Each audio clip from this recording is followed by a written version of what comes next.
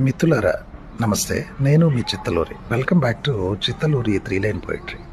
మరి ఈరోజు మరో పోయంతో మీ ముందుకు వచ్చాను. ఇవాళటి పోయం మీకోసం. పల్లీలు ఒలిచిపెడుతున్నప్పుడు తెలియలేదు, పదాలు ఒలిచిపెడుతుందని మా అమ్మ. కవినయ్యానగా. ఐ రిపీట్, పల్లీలు ఒలిచిపెడుతున్నప్పుడు తెలియలేదు, పదాలు ఒలిచిపెడుతుందని మా అమ్మ. కవినయ్యానగా. ఇదండి పోయం.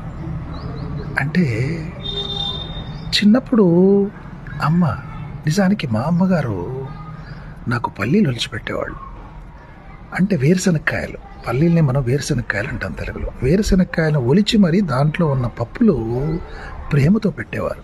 అంటే ఒలుచుకోవటం అనే శ్రమ కూడా నా కొడుకు చేయకూడదు. అంటే అమ్మ యొక్క ప్రేమ అది. తమ పిల్లలు ఏమాత్రం అలసట గురి కావద్దు, ఏమాత్రం శ్రమ పడకూడదని అమ్మే అన్ని రకాల శ్రమ చేస్తూ పోయేది. దాన్నే అతి గారాబం అంటారు. ఆ గారాబంతో, ఆ ప్రేమతో మరి మా అమ్మ కూడా నాకు పల్లీలు ఒలిచిపెట్టేది.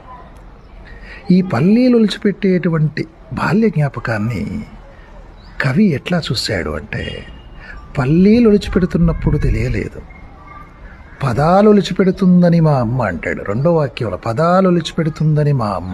నిజానికి అప్పుడు పల్లీలు ఒలిచిపెట్టింది అనుకున్నాను, కానీ పల్లీలు ఒలిచిపెట్టలేదు మా అమ్మ, పదాలు ఒలిచిపెట్టింది అంటాడు. ఇది కవిత్వం. పల్లీలు ఒలిచిపెట్టడం అనేది సాధారణ వాక్యం, కానీ రెండవ లైన్లో పదాలు ఒలిచిపెడుతుందని తెలియలేదు మా అమ్మ అన్నప్పుడు, పదాలు ఒలిచిపెడుతుందని మా అమ్మ అని చెప్పినప్పుడు, బా, అది కదండి కవిత్వం. పదాలను ఒలిచిపెట్టడం అనేది కవిత్వం. ఇక దీనికి సపోర్ట్ చేస్తూ మూడవ లైన్లో అంటాడు కవి, కవినయ్యానుగా అని.